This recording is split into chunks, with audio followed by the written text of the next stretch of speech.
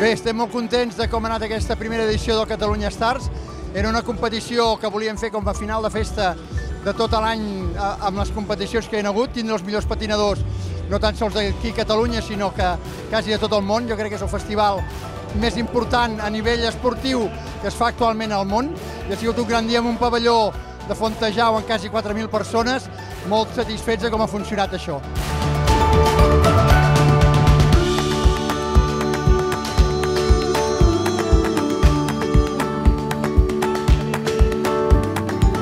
La veritat és que no sabíem molt bé el que seria i ha estat una passada. El fet de competir amb equip i amb diferents modalitats fa que treguis una mica la pressió de sobre perquè saps que tu has de sumar igual que els altres i és molt xulo. Per mi, una experiència brutal. Bé, jo penso que ha sigut increïble, ha sigut un espectacle sobre rodes, mai millor dit. Penso que hem deixat el patinatge artístic en un molt bon lloc per tota aquella gent que encara no ho coneixia i, òbviament, pels nostres seguidors esperem haver donat el màxim espectacle i que haguem disfrutat tots. Nosaltres, per descomptat, segur.